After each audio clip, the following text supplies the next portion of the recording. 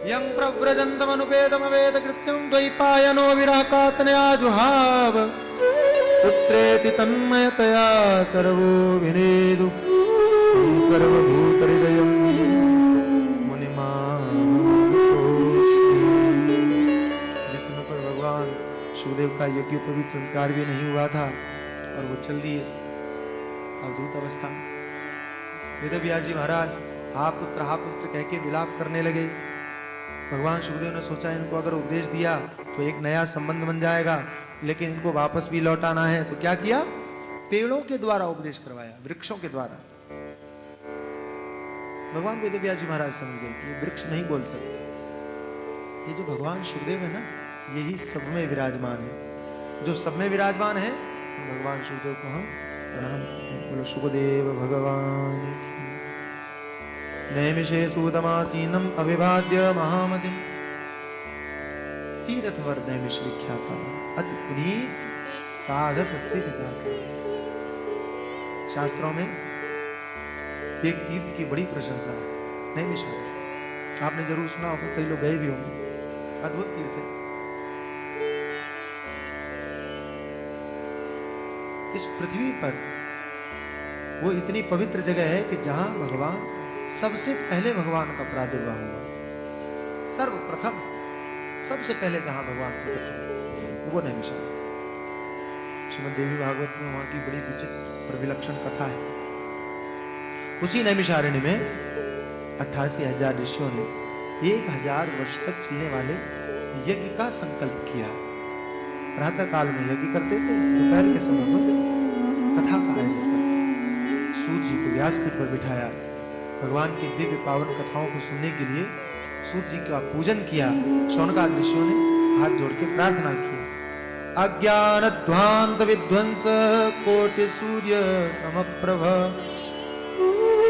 आपकी जो बुद्धि है ना, वो करोड़ों सूर्यों के समान प्रकाश है। जैसे सूर्य अंधकार को दूर करता है, आपकी जो बुद्धि का प्रकाश है, ज्ञान है, वो अंतःकरण के अज्ञान को दूर करने में समर्थ है। इसलिए हम आपसे प्रार्थना करते हैं कि आप हमको कुछ सुनाइए। क्या सुनिए? कथा सुनना है? शौनकादि ऋषियों ने कहा नहीं, कथाएं तो हमने बहुत सुनी। तो सूताख्या ही कथा सारम, संपूर्ण कथाओं का जो सार है, निचोड़ है, कृपा करके आप वो सुनाइए। कैसी? मम कर्ण रसायन, ऐसी कथा सुनाइए जो मेरे कानों को अच्छी लगे। ध्यान देना, कथा कैसी सुनना? कानों को अच्छी लगे। अच्छा, मेरा मानना है कि कथा तो सब अच्छी लगती, भगवान की कथा खराब लग ही नहीं सकती। लगती? लग सकती है? नहीं लग सकती। कथा खराब नहीं होती, कथा तो एक ही है। फिर कई बार लोगों को लगता है कि नहीं, उनकी कथा अच्छी नहीं लगी, उन्होंने कहा तो ठीक नहीं लगी। भगवान की कथा का दोष नहीं है, कहने वाले का दोष हो सकता है। जैसे रसगुल्ला कैसा होता है? मीठा होता है। और अगर कहीं किसी को खराब रसगुल्ला मिले, लगे, तो उसमें रसगुल्ले का दोष है कि बनाने वाले का दोष है? दुकान का दोष है। मैं हमेशा कहता हूं कि रसगुल्ला अच्छा होता है, दुकान खराब हो सकती है। ऐसी कथा बहुत अच्छी होती है। कथा तो सदा सुंदर लगने वाली है, मधुर लगने वाली है, मीठी लगने वाली है, वो कड़वी होती ही नहीं है। और आप सुनेंगे आगे कथा, मैं तो दावा करता हूं कि यहां आके इस कथा में आप सो करके दिखाइए, हो ही नहीं सकता। आप सुने और फिर नींद नहीं आ सकती। अगर सुनेंगे तो, और सोने के लिए ही आओ तो बात अलग है। कई लोग आते हैं, फिर भी मैं कहता हूं आओ जरूर, आगे बताऊंगा कैसे आना चाहिए उनका। और भक्ति ज्ञान वैराग, आप तो कथा क्यों सुननी चाहिए ये भी समझो। भक्ति यानी, भक्ति का मतलब क्या है? भगवान से प्रेम बढ़े, परमात्मा से संबंध बढ़े, इसके लिए कथा सुनना। ज्ञान, परमात्मा क्या है ये समझ में आ जाए। ज्ञान का मतलब लोग दूसरा ले लेते हैं। ज्ञान रूखा है, ज्ञान शुष्क है, ज्ञान खराब। ज्ञान का सीधा अर्थ है कि जो परमात्मा के विषय में बताए। अगर भगवान के विषय में बताने वाला कोई होगा नहीं तो आप प्रेम किससे करोगे? आप भगवान को जानोगे ही नहीं। जाने बिन होए प्रतीति, बिन प्रतीति होए नहीं प्रीति, प्रीति बिना नहीं भगति दृढ़ाई। सब एक क्रम है। पहले जानोगे नहीं तो प्रेम होगा कैसे? तो कथा क्यों सुने? ताकि आपको मालूम पड़े कि भगवान कैसे हैं। आप भागवत से आप पता करेंगे कि भगवान कृष्ण कैसे हैं, वो देखने में कैसे लगते हैं, उनके नेत्र कैसे हैं, उनका मुखारविंद कैसा है, उनके चरण। आप तभी तो ध्यान कर सकेंगे, तभी तो उनका चिंतन कर सकेंगे। जब तक सुनेंगे नहीं, जानेंगे नहीं, तब तक ध्यान और चिंतन करेंगे क्या? इसलिए कई लोग कहते हैं कि स्वामी जी हम ध्यान में क्या करें? कुछ नहीं कर सकते, क्योंकि जाना ही नहीं है। क्या वैराग्य? वैराग्य क्या है? वैराग्य का अर्थ घर परिवार छोड़ के आग लगा के और सड़क पर खड़े हो जाना वैराग्य नहीं है। वैराग्य का सीधा अर्थ है कि परमात्मा के मिलने में जो भी बाधा उत्पन्न करे उसको किनारे कर दो, बस सीधा। ये तीनों बढ़े, इसके लिए आप कथा सुनाएं। और ये घोरे गलो प्रायो जीवशादुर्दाम गता क्लेशाक्रांत तस्यैव शोधने किं परायण। कलयुग में सब स्वार्थी लोग हो गए, सब अपना अपना करने लगे, सब अपने लिए ही जीने लगे। इनका कैसे पवित्र हो, कैसे शोधन हो, इसके लिए आप कृपा करके कथा सुनाइए। सूत जी महाराज बड़े प्रसन्न हुए। जैसी जैसी तुमने कथा सुनने की बात कही है ना, हमको एक ही ग्रंथ का नाम याद आता है, श्रीमद्भागवतम शास्त्रम। भागवत शास्त्र, इसकी बड़ी महिमा है। क्या? जब परीक्षित को भगवान सूर्य, ये कथाएं आपकी सुनी हुई है इसलिए जल्दी सुना रहा हूं, आपने सुना होगा। परीक्षित को भगवान सुखदेव कथा सुनाने के लिए गए, देवताओं को पता चला। कथा आरंभ होने से पूर्व देवता अमृत कलश लेकर के भगवान सुखदेव के पास पहुंचे। आप अमृत ले लीजिए। क्यों? परीक्षित को मरने का भय है, आप उनकी मृत्यु के भय को दूर करने के लिए कथा सुनाने वाले हैं। हाँ, तो देवताओं ने कहा आप इन्हें अमृत पिला दीजिए, ये अमर हो जाएंगे। भगवान सुखदेव ने कहा तुम तो स्वार्थी हो, बिना स्वार्थ के कभी कोई काम करते नहीं हो, इसके बदले में तुम्हें क्या चाहिए? देवताओं ने क्या कहा? देवताओं ने कहा कि हम ये चाहते हैं कि जो कथा का रसपान आप परीक्षित को करवाने वाले थे ना, वो कथा का रसपान आप हमको स्वर्ग में चल करके करवाइए। श्रीमद् भागवत में स्वर्ग लिखा नहीं है, मैं कह रहा हूं। क्यों? इसलिए कह रहा हूं क्योंकि भगवान सुखदेव ने ये जरूर कहा होगा कि तुम अगर कथा सुनना चाहते हो तो आनंद पूर्वक आराम से यहाँ बैठ के सुनो। क्योंकि जब परीक्षित को कथा सुनाया तो सिर्फ परीक्षित को ही सुनाया हो ऐसा तो नहीं, वहां बहुत सारे ऋषि थे, वहां बहुत सारे लोग थे। थोड़ी देर के लिए सोचिए कि अकोला में श्री सदगुरु कृपा मंडल ने कथा का आयोजन किया, तो क्या कृपा मंडल के सदगुरु कृपा मंडल के लोग ही कथा सुन सकते हैं? दूसरा कोई नहीं सुन सकता? कोई भी सुन सकता है, सब लोग सुन सकते हैं। भगवान सुखदेव ने जरूर कहा होगा कि तुम भी बैठो कथा सुनो, लेकिन देवताओं ने कहा कि हम यहाँ कथा नहीं सुन सकते। क्यों? यहाँ गर्मी बहुत होती है, हम सहन नहीं कर सकते, हमें कष्ट होता है। भगवान सुखदेव ने कहा कि जो कथा के लिए कष्ट सहन नहीं कर सकता वो कथा का अधिकारी नहीं है, भाग जाओ यहाँ से, तुम कथा की महिमा नहीं समझते, चले जाओ, भगा दियो।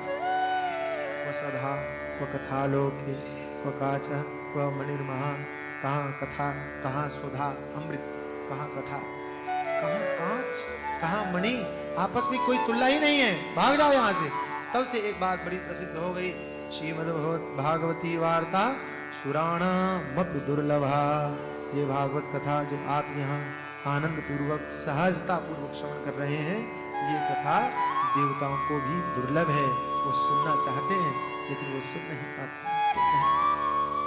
परीक्षित को कथा सुनाया, 7 दिन में मुक्त हो गए। ऋषियों में हाहाकार मच गया, ये कौन सी चीज है जो इतनी सहजता पूर्वक और 7 दिन में मुक्त कर दिया परीक्षित को। वे तुरंत ब्रह्मा जी के पास में गए। ब्रह्मा जी ने कहा आश्चर्य मत करो, ये भागवत नहीं है। तो देखो तुमको कमाल दिखाते हैं, तराजू लेके आए। एक तराजू में वेद वेदांग सारे साधन रखे और दूसरे पलड़े में भागवत रखा। कौन सा पलड़ा भारी था? भागवत का। ऋषि फिर चकित रह गए कि इसमें ऐसी कौन सी खूबी है। ब्रह्मा जी ने बहुत प्यारी बात कही, मेरे रे भगवद रूपम, ये पुस्तक नहीं है, ये ग्रंथ नहीं है, ये किताब नहीं है, ये शास्त्र नहीं है, तो मेरे भगवद रूपम, ये भगवान का ही वांग्मय स्वरूप है। दुनिया में भगवान से बड़ा और दूसरा अन्य साधन कौन हो सकता है, इसकी कोई तुलना नहीं है। भागवत भगवान का वाङ्मय रूप है, ये मैं आपको कल बताऊंगा कैसे। भूल जाऊं तो याद दिला देना। श्रीमद् भागवत सबसे पहले किसने लिखा, कहा ब्रह्मा जी से भगवान नारायण ने कहा। चतुश्लोकी भागवत 4 श्लोकों में इस कथा को कहा। ये भी मैं आपको कल सुनाऊंगा, कल बताऊंगा। ब्रह्मा जी ने देवर्षि नारद जी को कहा, नारद जी ने वेदव्यास जी को, वेदव्यास जी ने सुखदेव को, सुखदेव ने परीक्षित को सुनाया। लेकिन 7 दिन की कथा सबसे पहले किसने कही, सबसे पहले कहने वाले बड़े विलक्षण अद्भुत महापुरुष सनक सनंदन सनातन सनत कुमार 4 भाई। सुनने वाला एक कौन, देवर्षि नारद। जहां सूत जी ने ये कहा तो शौनकादि ऋषियों ने कहा, महाराज पहले ये बताइए, नारद जी तो 2 घड़ी से ज्यादा कहीं टिक नहीं सकते, ये 7 दिन तक एक जगह कैसे रुक गए। बोले ये कथा है ही ऐसी कि भटकने वालों को एक जगह रोक देती है। आपका मन बड़ा चंचल है, मुझे लगता है हमारा मन नारद जी की तरह। नारद जी तो 2 घड़ी रुक सकते थे। 2 घड़ी का मतलब लगभग 45 मिनट। 45 मिनट नारद जी एक जगह रुक सकते थे, और हम लोगों का मन 45 सेकंड एक जगह नहीं रुक सकता। तो नारद जी से भी ज्यादा चंचल है, तेज है। और इसको एक जगह रोकने का तरीका क्या है, इसको भागवत कथा सुनाओ, ये अपने आप ठहर जाए। सुनाओ, कैसे सुना, एक बार की बात है। और देवर्षि नारद जी ने पृथ्वी पर भ्रमण करने का संकल्प किया। यहाँ आए तो बड़े परेशान थे, विशालापुरी में परेशान हालत देखा तो सनकादिकों ने पूछा कि कथम ब्रह्मन दीन का, आप क्यों दुखी हैं, आप क्यों परेशान हैं, आप कहिए, बताइए। तब उन्होंने सुनाया कि मैं पृथ्वी पर आया था, सब जगह गया, लेकिन कलयुग का आगमन हो गया था और सब जगह अधर्म ही अधर्म लोगों में नजर आ रहा था। सत्यम नास्ति तपः शौचम दया दानम न विद्यते, न लोगों के जीवन में सत्य रहा, न तप रहा, न दया न दान, कुछ नहीं रहा। सिर्फ अपना पेट कैसे भरना चाहिए, यही एक चीज रही। कलयुग में लोग कैसे थे, मंदाह सुमंद मतयो, जिनको बुद्धि नहीं है वो अपने आप को बुद्धिमान समझते हैं, जो अभागे हैं वो अपने आप को भाग्यशाली समझते हैं। और कलयुग की सबसे बड़ी विशेषता क्या है, पाखंड निरताः संतो, जो महात्मा है वे भी पाखंडी हो गए, जैसे दिखते हैं वैसे नहीं। तरुणी प्रभुता आगे कलयुग के बहुत सारे दोष बताए, कहने की जरूरत क्या है, आप लोग देख ही रहे। मैं परेशान हो गया, उसके बाद में मैं वहां गया और जहां स्वयं भगवान का प्रादुर्भाव हुआ था, प्रकट हुए थे, वृंदावन में गया। यामुनम तटवापन्नो यत्र लीला हरे रघु, जहां भगवान ने यमुना के किनारे अनेक लीलाएं की थी, जब वहां पहुंचा, यमुना जी के किनारे मैंने एक युवती को रोते हुए देखा। संत हृदय नवनीत समाना, दूसरों का दुख देखा नहीं गया, मैं उसका दुख देख करके ठहर गया। लेकिन उस युवती ने जब मुझे देखा तो दूर से ही पुकारने लगी, वो साधो क्षणम तिष्ठ, हे महात्मा जी थोड़ी देर के लिए रुक जाइए, ठहर जाइए, आपका दर्शन करने से मेरे चित्त को शांति मिली है। देखो महात्मा का सबसे बढ़िया लक्षण है कि जिसके पास बैठने से आपको शांति मिले वो महात्मा, सबसे बढ़िया बात। आप पास में आएंगे तो मुझे पूरा विश्वास है कि मेरा दुख दूर हो जाएगा। देवर्षि ने कहा ठीक है, दुख तो दूर करेंगे हम, लेकिन पहले पता तो चले कि तुम कौन हो, मालूम तो पड़े। और उसके पास में 2 बच्चे बेहोश पड़े हुए थे, कुछ महिलाएं बैठी हुई थी। नारद जी ने पूछा ये बच्चे कौन हैं, ये महिलाएं कौन हैं, और तुम्हारा दुख क्या है, वो तो बताओ। युवती ने कहा अहम भक्ति रीति ख्याता, मैं भक्ति हूं। इमौ में तनयौ मतौ, ये मेरे दोनों पुत्र हैं।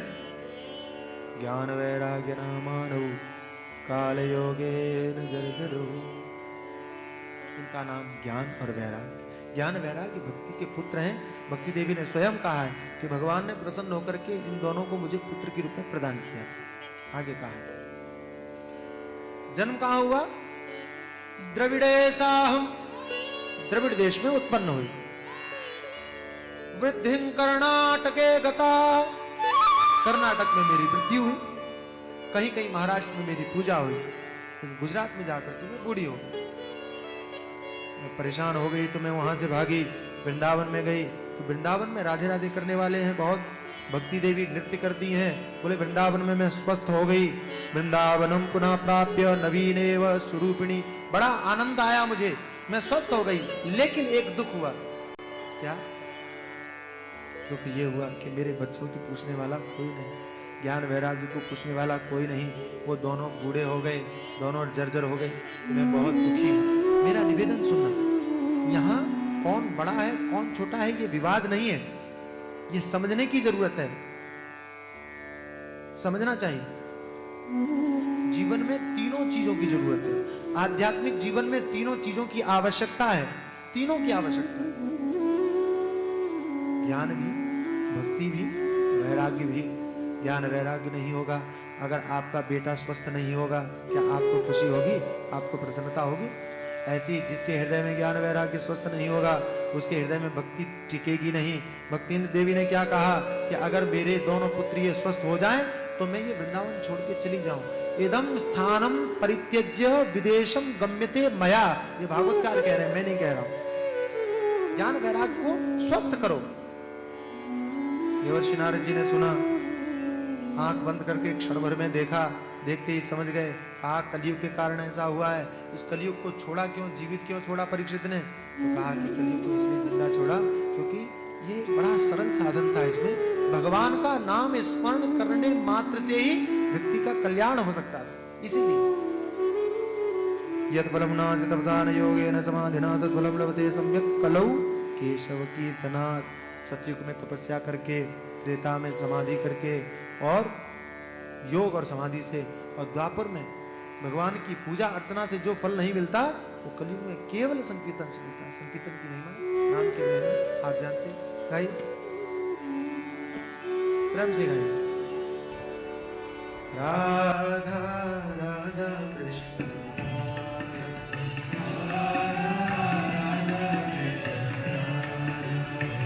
राधा राधा कृष्ण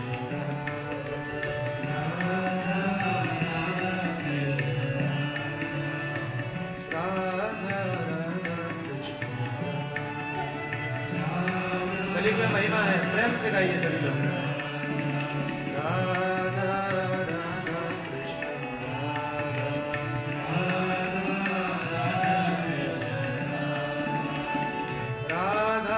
राधा कृष्ण राधा राधा कृष्ण राधा राधा राधा कृष्ण राधा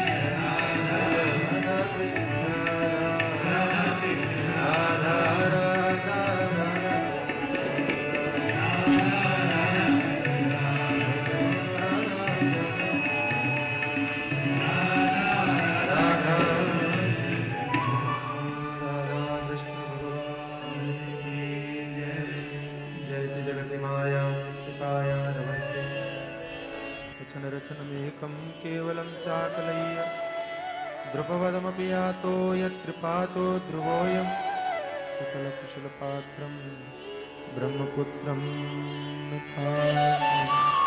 देवर्षि ने समझाया, कलयुग में भगवान के नाम की महिमा को समझकर परीक्षित ने कलयुग को मारा नहीं।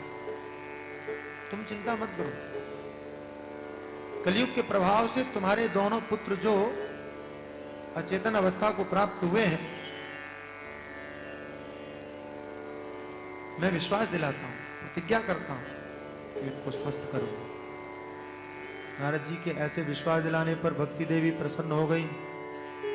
देवर्षि की स्तुति किया, आपकी महिमा तो महान है। जयति जगति मायाम यस्य कायाधवस्ते। आपने जिसको अपनाया वो जगत प्रसिद्ध हो गया, कौन नहीं जानता। प्रहलाद जी को आपने अपनाया, भक्त शिरोमणि हो गए। और ध्रुव पदमपि यातो यत्कृपातो ध्रुवोऽयम्। और ध्रुव को आपने अपनाया तो ध्रुव आज भी चमक रहे हैं तारीख में। आप महान, एक बार आपने किसी को स्वीकार किया वो महान हो गया। हम आप नमस्कार करते हैं, प्रणाम करते हैं। भक्ति देवी को देवर्षि नारद जी ने उपदेश किया, वृथा खेदय से बाले। ये उपदेश आप लोगों को सुनना चाहिए, काम कीजिए। नारद जी ने क्या कहा? वृथा खेदय से बाले अहो चिंता तुरा कथम। तुम बेमतलब दुखी हो रही हो, तुम्हें चिंता करने की क्या जरूरत है? ये मैं आपसे भी कह रहा हूं, बेमतलब संसार में दुखी होते हो, चिंता करने की कोई जरूरत नहीं है। अगर चिंता की बात हो तो उसको समाप्त करने का उपाय है। क्या उपाय? श्री कृष्ण चरणाम्भोजं स्मर दुःखं गमिष्यति। सभी समस्याओं का समाधान है भगवान के चरण कमलों का चिंतन। विश्वास नहीं होता? देखो, जैसे कभी आप डिप्रेशन की अवस्था में जाते हो, डिप्रेशन बोलते क्या बोलते हैं? चिंता की अवस्था को प्राप्त होते हो, लोग क्या करते हैं? दवाई लेते, टैबलेट लेते। ऐसे ही भक्तों के लिए भगवान के चरण कमल दवाई है, औषधि है। आपका मन चिंतित है, आपके मन में परेशानी है, आपका मन दुखी है, क्या करना चाहिए? क्या करना चाहिए? कमरे में चले जाओ, कमरा बंद कर लो, थोड़ी देर बैठो, लंबी श्वास खींचो, भगवान के चरणों को याद करो। 2 मिनट बैठने के बाद बाहर आओ, आप बदले हुए हो। दवाई को असर करने में समय लगता है, लेकिन भगवान के चरणों को असर करने में समय नहीं लगेगा। उतना ही समय लगेगा जितना आपको भगवान के चरण देखने में समय लगेगा। और ऐसा मत समझना कि मैं सिर्फ आपको कह रहा हूं, प्रयोग करके देखो, जीवन में प्रयोग करो, देखो आप हल्के हो जाएंगे। श्री कृष्ण चरणाम्भोजं स्मर दुःखं गमिष्यति। स्मरण मात्र से दुख दूर होगा। भक्ति देवी ने कहा, महाराज आपने कहा, हमने विश्वास कर लिया, लेकिन एक बात बताइए, क्या कभी स्मरण करने से दुख किसी का दूर हुआ है? पहले कभी ऐसा हुआ? जी हुआ है। द्रौपदी च परित्राता येन कौरव कश्मलात्। कौन नहीं जानता? कौरवों की सभा में द्रौपदी के चीरहरण के समय द्रौपदी ने किसको याद किया? पहले दुनिया के सभी साधनों को आजमाया, सभी लोगों को आजमाया, पांडवों को आजमाया, पितामह भीष्म द्रोण की आस्था को आजमाया, धर्म को आजमाया, थोड़ा अपने बल को भी आजमाया। अंत में हे देव हे दैत्य हे भुवनैक बंधो, भगवान को ही पुकारा। देवर्षि नारद जी ने भक्ति देवी से पूछा कि जिस समय द्रौपदी ने भगवान को पुकारा, द्रौपदी की रक्षा किसने किया? पालिता गोप सुंदर्य, ये भगवान कृष्ण। भक्ति देवी ने कहा भगवान कृष्ण ने किया, भगवान कृष्ण ने रक्षा किया, भगवान कृष्ण ने बचाया। देवर्षि नारद जी ने बहुत बढ़िया बात की कि जिस भगवान ने द्रौपदी की रक्षा किया, क्या वो भगवान मर गया है? वाह, बहुत बढ़िया। सकृष्ण क्वापि लोकतः, वे भगवान कहीं गए नहीं हैं, यहीं हैं। कोई कह सकता है कि यहीं है तो दिखाई क्यों नहीं पड़ते? अरे भाई, द्रौपदी के समय पर भी दिखाई नहीं पड़ रहे थे, लेकिन द्रौपदी को बचाया, तो पुकार के तो देखो। तुम तो भक्ति प्रिया तस्य सततम प्राण तो अधिका। देवर्षि नारद जी ने कहा, और तुम्हारी तो बात ही अलग है, तुम तो भगवान की परम प्रियसी हो, प्रेमिका हो, भगवान तुम्हें बहुत चाहते हैं। प्रिया तस्य सततम प्राण तो अधिका, भगवान तुम्हें अपने प्राणों से भी अधिक चाहते हैं। कैसे मालूम पड़ता? याहूतस्तु भगवान याति नीच गृहेष्वपि। तुम जिस घर में बैठ करके भगवान को बुलाती हो, भगवान उस घर में पैसा नहीं देखते, भगवान उस घर में जाति नहीं देखते, कुल नहीं देखते, बल नहीं देखते, कुछ नहीं देखते, सिर्फ भक्ति देखते हैं। शबरी के घर में क्या था? लेकिन भक्ति देवी थी, इसलिए भगवान चल करके थे। तुम्हें तो चिंता करने की जरूरत ही नहीं। सूत जी महाराज शौनकादिक ऋषियों को कहते हैं, ऐसा संतोष देख करके देवर्षि नारद जी ने ज्ञान वैराग्य की कान में कुछ बात कही। मुखम संयोज्य करना, उठो। ज्ञानम प्रबुद्धिताम शीघ्रम रे वैराग्य प्रबुद्धिताम। हे ज्ञान जागो, हे वैराग्य जागो। संत की वाणी का असर पड़ा, थोड़ा हिले, लेकिन स्वस्थ नहीं हुए। देवर्षि नारद जी ने बहुत कोशिश की, लेकिन फिर भी स्वस्थ नहीं हुए। तब क्या किया? लगातार प्रयास कर रहे थे। आकाशवाणी, हे देवर्षि, तुम्हारी कोशिशों से कुछ नहीं होगा, इसके लिए तुमको विशेष सत्कर्म करना पड़ेगा। व्योमवाणी तथैवा भून्मा ऋषे किद्यदामिति। हे ऋषि, तुम दुखी मत हो, एतदर्थम तु सत्कर्म, इसके लिए तुमको विशेष कर्म करना पड़ेगा। क्या? वो बताया नहीं। नारद जी कहने लगे, बस उसी को ढूंढने के लिए मैं सभी संतों के पास में गया, लेकिन कोई नहीं बता सका, मैं परेशान हूँ। सनकादिकों ने कहा कि तुम बेमतलब परेशान हो रहे। अरे भाई, तुम भूल गए जब वेदव्यास जी महाराज तब थे, तो तब तुमने किस चीज का उपयोग किया था? भागवत सुनाया था, उनका दुख दूर हुआ था। वही भागवत का श्रीमद् भागवतालाप और सद्गीता शुकादि भी उसी भागवत कथा का आचरण करो, ज्ञान वैराग्य स्वस्थ हो जाएंगे। ऐसा सनकादिकों ने नारद जी को कहा। देवर्षि नारद जी बड़े प्रसन्न हुए और उन्होंने उसी श्लोक का गान किया जो मैंने आपको आरंभ में सुनाया। भाग्योदयेन बहुजन्म समर्जितेन सतसंगमं च लभते पुरुषो यदा वै अज्ञान हेतु कृतमोहमदान्धकार नाशं विधाय तदोदयते विवेकः। सनकादिकों ने कहा कि आप कथा का आयोजन करवाइए। तो कहाँ करें? गंगा द्वार असम, हरिद्वार में करो। हरिद्वार क्या है? हरिद्वार का मतलब क्या होता है? हरिद्वार, ऐसा दरवाजा जिसमें प्रवेश करने से भगवान मिलते हैं। ठीक है? भगवान से मिलने का रास्ता कहां से जाता है पता है आप? नहीं मालूम? हाँ या ना? भगवान से मिलने का रास्ता कहां से होके निकलता है? संतों के वहां से, महात्माओं के वहां से। महात्मा ही, संत ही वो दरवाजे हैं। तो जहां संत हो वहां कथा कहनी चाहिए। सौभाग्य से हमारे यहां संत हैं और आने वाले। ये हरिद्वार है, तो हरिद्वार में, हरिद्वार का मतलब तीर्थ तो है ये, लेकिन मैं कहता हूं हरिद्वार कहीं भी हो सकता है, सब जगह हो सकता है। और भगवान की कथा भी तो भगवान से मिलाने वाली है, ये भी हरिद्वार है। आनंद नाम के तट पर कथा करो। इस आनंद नाम का तट आप बनाओगे, आप लोग बनाओगे, प्रेम पूर्वक आनंद पूर्वक कथा सुनोगे तो आप लोग अच्छी तरह से सुन रहे हैं, इसलिए आनंद नाम का तट तो है ही। कई जगह झगड़े होते हैं, न जाने कितने विवाद होते हैं, मन से भी लोग झगड़ते हैं, और कई जगह जगह को लेकर के झगड़ा होता है, अनेक प्रकार के झगड़े। उन झगड़ों को छोड़ के सिर्फ भगवान के लिए हम प्रेम पूर्वक कथा सुने, आनंद नाम के तट पर। देवर्षि नारद जी ने सोचा कि हमने ऐसा सुना है कि अगर अच्छा काम करो तो उसका प्रचार करना चाहिए, बुरे काम का प्रचार नहीं करना चाहिए, बुरी बात नहीं कहनी चाहिए, अच्छी बात कहनी चाहिए। लेकिन हम लोग भी गलत करते हैं। अगर कहीं बुरा समाचार हम सुन लें तो उसको हम फोन करके बताएंगे, तुमने सुना, तुमको मालूम पड़ा। और अगर कहीं कथा हो, भागवत हो, अच्छी चीज हो, उसका प्रचार करते हैं, उसको बोलते हैं, उसको बताते हैं। अगर कोई कहे भी कि थोड़ा आप दूसरों को बताओ, तो लोग क्या बोलते हैं? कहा जिसकी किस्मत में होगा वो सुन लेगा, बताने की जरूरत क्या है। कथा को किस्मत पर छोड़ देते हैं।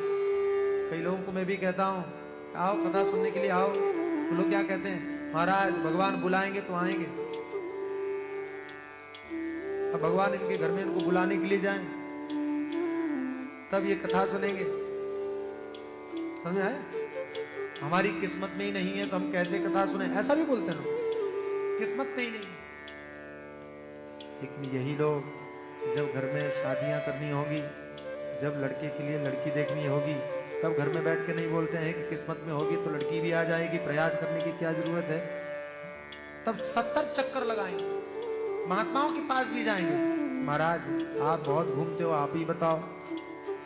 कलकत्ता में आपको सही बता रहा हूं, एक सज्जन हमको मिले, कहने लगे महाराज आप तो सब जगह जाते हो, हमारे बेटे का विवाह नहीं हो रहा है। मैंने कहा मैं क्या करूं? तो कहा आपको कुछ नहीं करना। क्या उन्होंने बोला मालूम है? बोले आपको कुछ नहीं करना है, बस कथा पूरी हो आपको ये बोलना है कि कोई लड़की है क्या। मैंने कहा पिटवाओगे तुम जरूर। ये हमारा काम है। तब आप किस्मत पर नहीं छोड़ते हो, तब आप कोशिश करते हो, स्वयं कोशिश करते हो, संतों से भी कोशिश करवाते हो, कोई उपाय बताओ। जब ये महात्मा कहें कि कथा सुनने आओ, और तब आप कह देते हैं कि किस्मत में होगा तो सुन लेंगे, प्रारब्ध में होगा तो सुन लेंगे। प्रयास करना चाहिए, प्रचार करना चाहिए, अच्छी चीज को फैलाना चाहिए। नारद जी ने कहा, सोचा मन में कथा मैं करवा रहा हूं, उसका प्रचार न हो, ऐसा हो नहीं सकता, तो प्रचार करवाया सब जगह। कथा की महिमा देखिए, जैसे ही लोगों ने कथा के विषय में सुना, तो जिसने भी सुना वो कथा को सुनने के लिए सब कुछ छोड़ करके भागा। कौन कौन? भृगुर वशिष्ठ च्यवनर्ष गौतमो मेधातिर्देवल देवराधौ राम सदा शाकलो मृगंडपुत्र त्रिभुज प्रह्लादाः योगेश्वरो व्यासपराशरो च छायासु गोदाचलजन्मुख्या सर्वेऽपि मणिगणा सह पुत्र शिष्याः स्वस्त्रीविरायुरुप्रतिप्रणयेन युक्ताः। भृगु वशिष्ठ च्यवन गौतम वेदाति देवल देवराज परशुराम विश्वामित्र शाकल मार्कंडेय दत्तात्रेय पिप्पलाद योगेश्वर व्यास पाराशर छायासुर जाजली जन्नु, कितने सारे ऋषि, बड़े बड़े धुरंधर, ये समाधि में बैठे थे, गुफाओं में बैठे थे, लेकिन जहां इनके कानों में पड़ा कि भगवान की कथा होने वाली है, इन लोगों ने समाधियां छोड़ दी, शास्त्र लिखना छोड़ दिया, यज्ञ छोड़ दी, हवन करना छोड़ दिया। कथा हो रही है तो इसकी जरूरत नहीं, सब छोड़ करके भागे, सब छोड़। ये मैं आपको क्यों सुना रहा हूं? ये इसलिए सुना रहा हूं कि कथा से बढ़कर के कुछ भी नहीं है। कथा में सब कुछ होता है। कथा ही पूजा है, कथा ही आराधना है, कथा ही जप है। मैं बम्बई में कथा कर रहा था, एक माता जी को मैंने कहा कि कथा होती है, आप कथा सुनने के लिए आइए। तो कहा स्वामी जी हम नहीं आ सकते, पूजा पाठ करने वाली बहुत भक्त महिला है वो। मैंने कहा क्यों नहीं आ सकती? कहा स्वामी जी आपकी कथा का जो समय है वही मेरी पूजा का समय होता है। समझ में आई बात? तो हम पूजा कैसे छोड़ दें? मैंने कहा माता जी क्षमा करना, लेकिन एक बात आपको मालूम है क्या, कि जहां कथा होती है वहां तो भगवान भी कथा सुनने के लिए आ जाते हैं। आप पूजा करती किसकी है? वहां सिर्फ मूर्तियां रखी हैं, भगवान भी यहां आ जाते हैं। और ध्यान रखना, जिस दिन आप यहाँ आ जाओगे भगवान बड़े प्रसन्न होंगे, मेरे साथ मेरा भक्त भी गया, और तुम वहां बैठे रहे, भगवान तो यहाँ आ गए, तो भगवान कहेंगे ठीक है तू पत्थरों को पूजता रहे, मैं तो वहां चला। समझ आया? मूलतः कथा ही सर्वस्व है। कथा एक ऐसा साधन है जो आपको हर तरह से परमात्मा से जोड़ता है। देखने के लिए भागवत के रूप में भगवान, सुनने के लिए भगवान का नाम, ध्यान करने के लिए भगवान का स्वरूप, चारों तरफ से आपका मन परमात्मा से लगा हुआ है। पूजा में आपको मन लगाना पड़ता है, कथा में बड़े बड़े ऋषि। अच्छा सिर्फ ऋषि आए? नहीं नहीं, ऋषि आए, गृहस्थ भी आए, और ऋषि भी कैसे आए? सर्वेप्यमी मुनिगणाः सह पुत्र शिष्याः। जितने भी ऋषि आए वो सब अपनी अपनी पत्नियों के साथ आए, अकेले नहीं आए। सुनना अब तो उल्टा कहना पड़ेगा, पहले ऐसा होता था कि भाई लोग यानी पुरुष, ये लोग आगे रहते थे धर्म में, महिलाओं को पीछे रखते थे, कहते साथ में चलो। अब इन लोगों को बिजनेस व्यापार से फुर्सत नहीं है, आप लोग आ गए। अब आपसे कहता हूं कि आप इन अपने अपने पतियों को लेके आइए। रोज नहीं आ सकते हैं तो एक दिन लेके आइए, लेकिन लाइए जरूर, जरूर लाइए। बच्चों को लेके आइए, शैतानी करने वाले बच्चों को नहीं, हाँ, लेकिन फिर भी लाइए। मैं कहता हूं लाइए, शैतानी करेंगे मैं झेल लूंगा, लेकिन संस्कार पढ़ने चाहिए। लोग नहीं लाते, बच्चों को नहीं लाते कथा में। तुम पढ़ाई करो, कथा हम सुन लेते। लेकिन ये कहने वाले यही लोग जब फिल्म देखने के लिए जाएंगे तो सबके टिकट खरीदते हैं, बच्चों की भी लेते हैं, पहले से प्लानिंग करते हैं। वो कहते हैं कोई प्रोग्राम मत बनाना, संडे को फिल्म देखना, बर्बाद होना है तो सब इकट्ठे जाते हैं, कल्याण करना है तो अकेले जाते हैं। भारी बुद्धि जय हो। भगवान से जुड़ना है तो अकेले नहीं, तुम घर में रहो, हम चले जा रहे, हम जाके आ जाते हैं। ऐसा लगता है हाजिरी देने जा रहे। फिर मैंने देखा एक दिन माँ आई, दूसरे दिन बहू आई, हमने कहा क्या हुआ? बोले आज वो आ गई, कल मैं आ जाऊंगा। हाजिरी देना है क्या? उपस्थिति दर्ज करवाना है क्या? ऐसा करते हो? आज तुम फिल्म देख के आ जाओ, कल हम चले जाएंगे, ऐसा करो? ऐसा हो जाता है? इकट्ठे सबको साथ में जोड़ो, जितना हो सके जितना जोड़ो। मैं कहता हूं 7 दिन नहीं आ सकते हो, लेकिन एक दिन जरूर आओ, सबको लेके आओ। सर्वेप्यमी मुनिगणा सापुत्र शिष्याः, बच्चों को लेके आओ। और अगर आप बुरा न माने तो मैं आपको एक बात कहूं, अपने नौकरों को भी लेके आओ। सही कहते हो, जरूर लाना चाहिए। आपका कर्तव्य है, आपका धर्म है, भगवान बहुत प्रसन्न होंगे, बहुत। एक मौका उन्हें भी दिया जाना चाहिए। उनसे भी कहो कि आज तुम जाओ, आज तुमको कथा सुननी चाहिए, आज तुम मेरे साथ चलो।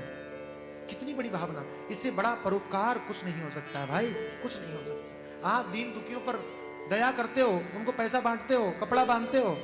मैं कहता हूं आपके घर में जो सेवा करने वाले नौकर है ना, उनको भी कहो कि तुम्हारा भी धर्म है कि तुम जाके कथा सुनो, जरूर चलो, 1 घंटा चलो, लेकिन चलो, बाद में तुम अपना काम संभाल लेना। भगवान बहुत प्रसन्न है। स्वस्ति विरायतु प्रणयेन युक्ताः, और वेद भी आए, वेदांत उपनिषद भी आए, मंत्र तंत्र सा पुराण सा मूर्त रूप धारण करके। और क्या हुआ? नदियां आई, सरोवर आए, पर्वत भी आए। पहले पुराने जमाने में पर्वत उड़ते थे, पंख होते थे, बड़े बड़े विशाल पर्वत उड़ उड़ करके पहुंचे। उन पर्वतों को देखा, भृगु ऋषि ने कहा तुम लोग क्या करने आए हो? पर्वतों ने कहा हम कथा सुनने आए हैं। ऋषि ने कहा तुम लोग अगर बैठोगे तो हम कहां जाएंगे? बोलिए तुम्हारी टेंशन है, हमारा थोड़ी। कथा सुनने का अधिकार सभी को है, इसलिए हम तो सुनेंगे। अब आप सोचो, कथा हो रही है, पहाड़ बैठ गए, तो लोग कहां जाएंगे? दूर दूर हो जाएंगे, कैसे सुन सकेंगे? गुरु ने कहा कि हम लोगों को परेशानी होगी, लेकिन कुछ समाधान करना चाहिए। लोगों में बातें होने लगी, बहस होने लगी, कथा में बहस होना ठीक नहीं है। तुरंत भृगु ऋषि ने उपाय सोचा, शांत हो जाओ, हम समाधान करते हैं। हाथ में जल लिया, जल लेकर के मंत्र पढ़ के उन पहाड़ों के ऊपर छिड़का, बड़े बड़े पहाड़ छोटे छोटे हो गए। अब बैठने में परेशानी समझ में आया? छोटे आदमी को बैठने में कहीं परेशानी नहीं, जहां जगह मिली वहीं बैठ जाओ। इसका मतलब क्या हुआ? कथा में कभी बड़ा बन करके मत आओ, छोटे बन करके आओ, जहां जगह मिले चुपचाप बैठ जाओ। बड़ा बन करके आओगे तो समस्या बनोगे, बड़ा बन करके आओगे तो झंझट पैदा करोगे। मेरे लिए ये जगह नहीं है, मेरे लिए ये नहीं है, मेरे लिए। जहां जगह मिली वहां बैठो, शांति। यहां महत्व कथा का है, यहां और किसी चीज का महत्व नहीं। सब बैठ गए आनंदपूर्व। सनकादि कौन है? सनक, सनंदन, सनातन, सनत कुमार। सुनाने वाले 4, सुनने वाला 1, देवर्षि नारद जी। उल्टी गंगा है, उल्टी नहीं है, सही गंगा है। 4 कौन है? वेद, वेद 4 है, बात एक ही कहते हैं। सुनने वाला 1, मतलब हमारे मन की वृत्तियां 1000 हैं, 1000 मन की वृत्तियों को छोड़ के एक वृत्ति बना करके सुनो। ये अर्थ, ये तात्पर्य। सनकादिकों ने सुनाना शुरू किया। ग्रंथोष्टादश स्कंद संहिता, श्रीमद् भागवत महापुराण में 18,000 श्लोक हैं, 12 स्कंद हैं, और भगवान सुखदेव और परीक्षित का संवाद है।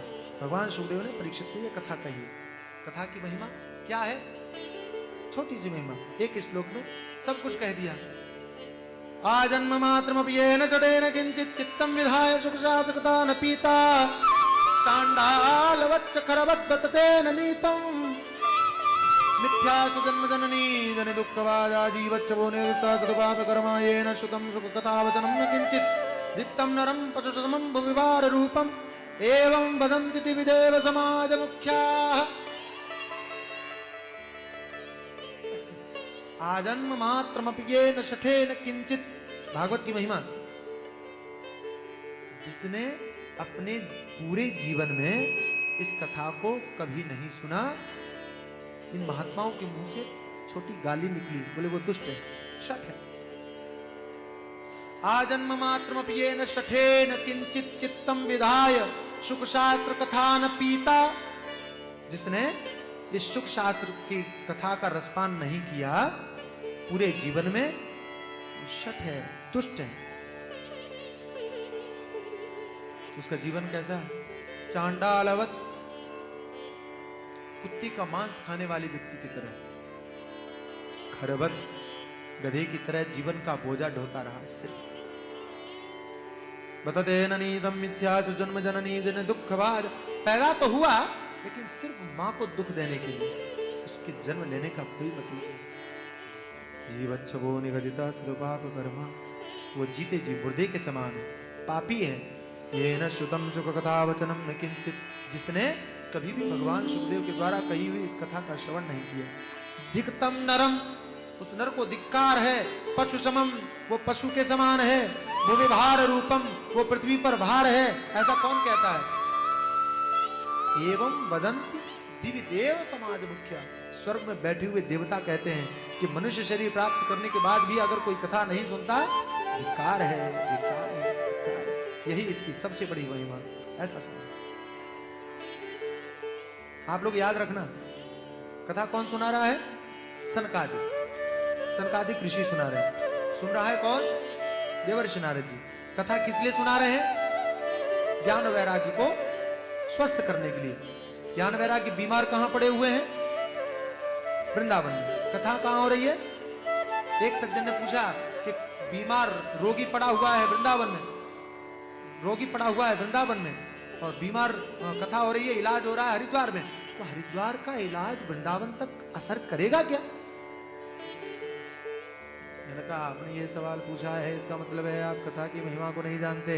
अरे भाई, पृथ्वी पर की हुई कथा पितरलोक में असर करती है, वृंदावन तो बहुत पास में है। यहाँ पृथ्वी पर कथा करो तो पितृलोक के पितर मुक्त होते हैं, वृंदावन तो पास में है। यहाँ भागवत में वर्णन आता है कि अभी कथा शुरू नहीं हुई, कथा का महात्म्य हुआ, सिर्फ महात्म्य हुआ। और जहां कथा कहने वाले थे, आश्चर्य हो गया, चमत्कार हो गया। क्या चमत्कार हुआ? इलाज असर कर गया।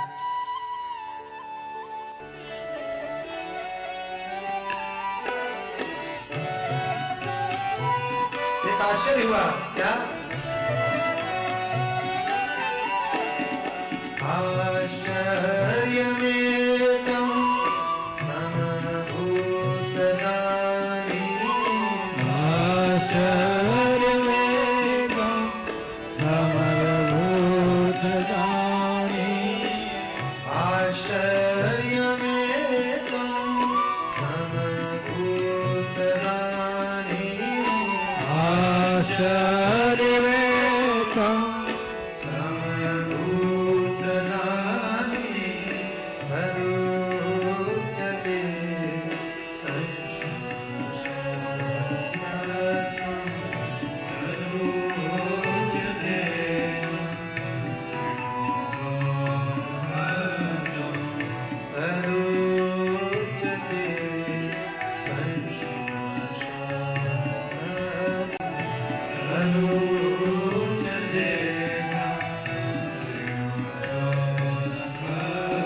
चल रही थी, उसी समय आश्चर्य हुआ।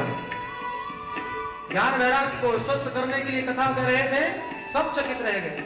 कथा के मध्य में, कथा के बीच में लोग चकित रह गए। क्या देखा? भक्ति देवी प्रकट हो गई। बोलो भक्तवत्सल भगवान की जय। भक्ति देवी प्रकट हुई। कैसे? भक्ति सुतौ तौ करुणो विहित्वा, भक्ति सुतौ तौ करुणो विहित्वा, भक्ति सुतौ तौ करुणो विहित्वा, भक्ति सुतौ तौ करुणो विहित्वा, प्रेमैकरूपा सर्वसर्वासि, प्रेमैकरूपा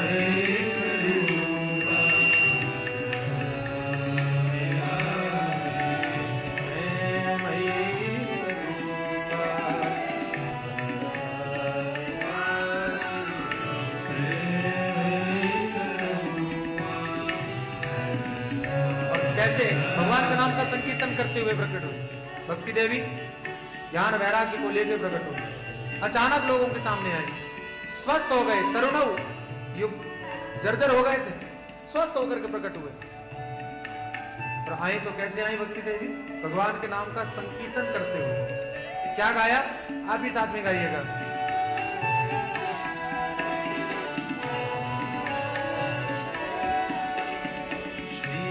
कृष्ण गोविंद हरे मुरारे, गाइए प्रेम से, बोलिए सभी लोग प्रेम से गाइए।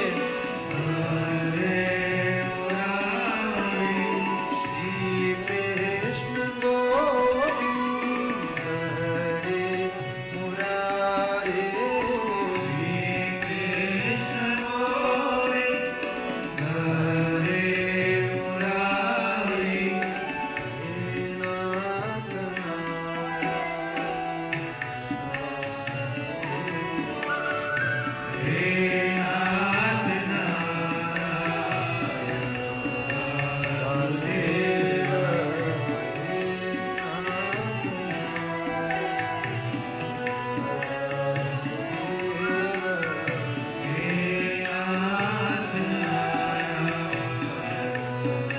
प्रेम से सभी लोग बोलिए। श्री कृष्ण गोविंद हरे मुरारे, भगवान का पावन नाम गाना चाहिए। हरे मुरारे, श्री कृष्ण गोविंद हरे मुरारे, श्री कृष्ण गोविंद हरे मुरारे, हे नाथ नारायण, हे नाथ नारायण, वासुदेव,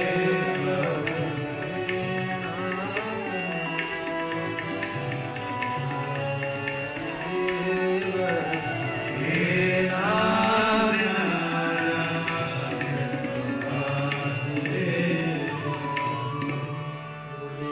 भगवान की जय। देवी प्रकट हुई, सब लोग आपस में चर्चा करने लगे, ये कहाँ से आ गई, कहाँ से आ गई, अचानक कहाँ से प्रकट हुई। सनकादिकों ने सभी को शांत किया और बताया, ऊचु कुमारा वचनम तदानीं तथार्थ तो निष्पतिताधुनेयम्। सनकादिकों ने सभी को शांत किया तो कहा, मैं हम बताते हैं ये कहाँ से प्रकट हुई। कथार्थ तो निष्पतिताधुनेयम्, ये भक्ति देवी कहीं और से नहीं, कथा के अर्थ से प्रकट हुई। इसका मतलब क्या है? इसका मतलब यह है कि जिनको कथा समझ में आएगी उनके हृदय में भक्ति देवी अपने आप प्रकट हो जाएंगी। भक्ति देवी कथा के अर्थ में निवास करती हैं, इसलिए कथा समझ में आना जरूरी है। कथा सिर्फ सुनने से कुछ नहीं होता, सुन करके समझना भी जरूरी है। कोई किसी को ऐसी भाषा में गालियां दे जो भाषा सामने वाले को ना आती हो, कुछ असर होगा? बिल्कुल नहीं। बोलता रहे और हंसी और आएगी, क्या बड़बड़ा रहा है। गालियां सुनकर के हंसी आएगी, ध्यान देना, अगर आप नहीं जानते हो तो। और आप जानते हो तो उसी समय फैसला होगा, उसी समय परिणाम होगा। हमारे पूज्य जन गुरुदेव भगवान बड़ी प्यारी बात कहते हैं, कथा कैसे सुनना चाहिए। कहा जैसे आप गालियां सुनते हो, जैसे आप निंदा सुनते हो, ऐसे कथा सुननी चाहिए। लोग क्या सोचते हैं, कथा सुनो, यहाँ कथा सुनो, घर में मनन करो, तब भगवान का ध्यान होगा। गलत बात। ऐसा होता है क्या कि आपको कोई गाली दे, आज आप घर में जाओ, रात में आंख बंद करके फिर मनन करो, दूसरे दिन आओ और उसको गाली दो, ये क्या है? कल जो तुमने गाली दी थी उसका बदला। ऐसा करते क्या होता है? होता यह है, जिसने गाली दिया, आपने सुना, समझा, तुरंत मनन किया, उसी समय जवाब, और उससे बढ़िया गाली सुना दिया। कथा ऐसे सुनना चाहिए, यही सुनो, यही समझो और यही भक्ति का पैदा होगा। घर की रास्ता मत देखो, जो घर की रास्ता देखोगे महाराज, घर में तो ऐसा माहौल मिलने वाला है कि जितने सुंदर भाव यहाँ से लेके जाओगे वहां तो कबाड़ा ही होने वाला। लोग सोचते हैं कि घर में मनन करेंगे फिर भक्ति पैदा होगी, बेचारी भक्ति को मौका ही नहीं लग पाता। लोग रोज सोचते हैं, रोज तैयारी करते हैं, लेकिन कभी नहीं हो पाता। इसलिए मैं निवेदन करता हूं कि जो होना है यही हो जाने दो, यही मौका है, यही समय है, अभी ही होने दो, इसी समय होने दो, अभी। कथार्थ तो भक्ति देवी प्रकट हो, भक्ति देवी से कहा कहां बैठे? अरे भक्तों के हृदय में बैठे, बिठाया। बहुत प्यारी बात कही इसने, बहुत क्या? सकल भुवन मध्य निर्धनास्ते धन्या निवसति हृदय श्याम श्रीधरे भक्ति रेता। इस सारे संसार में कोई कितना बड़ा भी निर्धन हो, एक भी पैसा ना हो, लेकिन ऋषि कहते हैं वो सबसे बड़ा धनवान है, वो सबसे बड़ा धन्यवाद का पात्र है। सकल भुवन मध्य निर्धनास्ते धन्या, कौन?